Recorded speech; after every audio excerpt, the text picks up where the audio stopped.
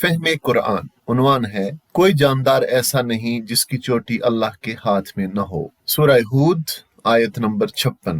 اعوذ باللہ من الشیطان الرجیم، بسم اللہ الرحمن الرحیم۔ انی توکلت علی اللہ ربی وربکم ما من دابة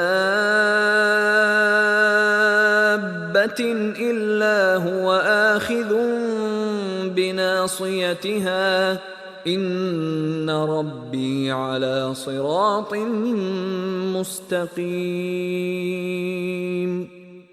ہود نے اپنی قوم سے کہا، میرا بھروسہ اللہ پر ہے جو میرا رب بھی ہے اور تمہارا رب بھی۔ کوئی جاندار ایسا نہیں جس کی چوٹی اس کے ہاتھ میں نہ ہو، بے شک میرا رب سیدھی راہ پر ہے۔ اس آیت کے الفاظ ہود علیہ السلام کی تقریر کا ایک حصہ ہیں جو انہوں نے اپنی قوم سے خطاب کرتے ہوئے فرمائے۔ آپ علیہ السلام نے فرمایا، انی توکلت علی اللہ ربی و ربکم، میرا بھروسہ اللہ پر ہے جو میرا رب بھی ہے اور تمہارا رب بھی۔ یعنی میں نے اپنے تمام معاملات کو اللہ تعالیٰ کے سپرد کر دیا ہے جو میرا بھی خالق ہے اور تمہارا بھی، اور اسی نے مجھے تمہاری طرف نبی بنا کر بھیجا ہے، اور وہی میرا پشت پناہ ہے اور اسی پر میرا بھروسہ ہے۔ وہی ذات ہے جو میرا اور تمہارا رب ہے اور میرا توکل اسی پر ہے، اس ذات پر جس کے ہاتھ میں ہر چیز کا قبضہ و تصرف ہے۔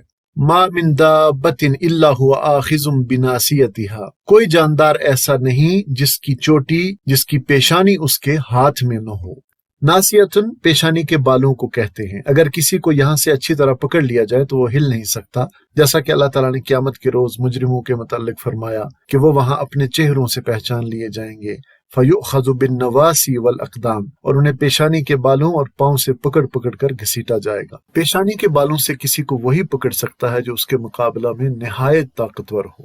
نبی صلی اللہ علیہ وسلم سے بھی ایک مشہور دعا میں یہ الفاظ منقول ہیں، فی قبضتک ناصیتی بیدک، یعنی اے اللہ میں تیرے ہی قبضہ قدرت میں ہوں، میری پیشانی تیرے ہی ہاتھ میں ہے۔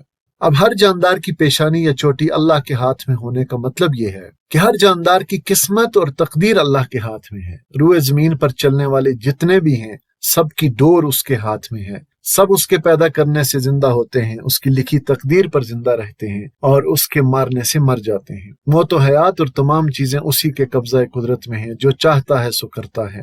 پوری مخلوق مکمل طور پر اس کی گرفت میں ہے اور اس کی پیشانی کے بال اس نے پکڑ رکھے ہیں، وہ اس کی مرضی کے بغیر ہل بھی نہیں سکتے۔ ہر جاندار کی ہر حرکت اور ہر فعل کی باغ ڈور اللہ کے قبضہ اختیار میں ہے۔ کوئی جاندار اللہ کے تصرف اور اس کی گرفت سے بچ نہیں سکتا، کہیں بھاگ نہیں سکتا۔ وہ جب چاہے اسے سزا بھی دے سکتا ہے اور موت سے بھی دوچار کر سکتا ہے۔ اب جس طرح تم شرعی احکام میں اپنا اختیار غلط استعمال کرتے ہوئے اکڑ کر کہتے ہو کہ ہم اللہ کو نہیں مانتے، ہمارا داتا و دستگیر تو فلاں ہے، ہم رسول کو نہیں مانتے، ہمارا سائیں مرشد تو فلاں ہے، اگر واقعی تم ایسے ہی آزاد ہو تو ان احکامات پر بھی اکڑ کر دکھاؤ جن میں اللہ نے تمہاری تقدیر مقرر کر رکھی ہے، اور ان احکامات پر بھی انکار کر کے دکھاؤ جن میں وہ کن کہتا ہے تو وہ فوراً واقع ہو جاتے ہیں۔ جب بیمار ہوتے ہو تو یہ کہہ کر دکھاؤ کہ کوئی ہمیں بیمار نہیں کر سکتا، کوئی ہمیں بوڑھا نہیں کر سکتا، کوئی ہمارے بال سفید نہیں کر سکتا۔ مقصد ان الفاظ سے حضرت ہود علیہ السلام کا یہ ہے کہ جن کو تم نے اللہ کا شریک ٹھہرا رکھا ہے ان پر بھی تو اللہ ہی کا قبضہ و تصرف ہے۔ اللہ ان کے ساتھ بھی جو چاہے کر سکتا ہے، وہ کسی کا کچھ نہیں کر سکتے۔ اگر تم اور تمہارے خدا ایسے ہی زبردست ہیں تو اللہ کے حکم سے دل کی حرکت رکنے پر اسے چلا کر دکھاؤ۔ اسی طرح موت کے وقت بھی اکڑ جاؤ کہ جاؤ ہم نہیں مرتے، یا تمہارے شریک کہیں کہ ہم اپنے بندے کو مرنے نہیں دیں گے۔ معلوم ہوا کہ تم اس تھوڑے سے اختیار کے باوجود مکمل طور پر رب کے مکمل قبضے میں ہو، اس لیے کامیابی و فلاح اسی میں ہے کہ اپنے اختیاری اعمال میں بھی اپنے رب کی اطاعت و بندگی کا راستہ اختیار کرو۔ ان ربی علی صراط مستقیم، اس کا ایک معنی تو یہ ہے کہ یقیناً میرا رب صراط مستقیم پر چلنے سے ملتا ہے، یعنی جو سیدھی راہ پر چلے رب اس کو ملتا ہے۔ اللہ تعالیٰ نے اپنے بندوں کے لیے صراط مستقیم مقرر کر دیا ہے اور اسی پر چلنے سے خدا ملتا ہے۔ اگر اللہ تک رسائی حاصل کرنی ہے، اگر اسے پانا ہے تو وہ توحید اور اسلام کی سیدھی راہ پر ہی ملے گا، اور جو لوگ اللہ کی بتلائی ہوئی سیدھی راہ پر گامزن ہیں اللہ ہر آن ان کی حفاظت کرتا ہے۔ اس کا دوسرا معنی یہ ہے کہ اگرچہ ہر جاندار پر اس کا قبضہ ہے اور وہ اس کے ساتھ جو سلوک چاہے کر سکتا ہے، مگر اس بے پناہ تصرف و اختیار کے باوجود اللہ تعالیٰ عدل و انصاف کے صراط مستقیم پر ہے کہ وہ کسی پر کبھی بھی زیادتی اور ظلم نہیں کرتا، البتہ اپنے بندوں کی خطاؤں کو معاف ضرور کر دیتا ہے۔ اور تیسرے معنی یہ ہے کہ اللہ تم کو صراط مستقیم کی طرف دعوت دیتا ہے جو اس کے نزدیک پسندیدہ راستہ ہے، اور وہ توحید کی دعوت اور دین اسلام پر چلنے کی دعوت ہے۔ یہی صراط مستقیم ہے جس پر چل کر تم نجات اور کامیابی سے ہمکنار ہو سکتے ہو، اور اس صراط مستقیم سے اعراض و انحراف تباہی و بربادی کا باعث ہے۔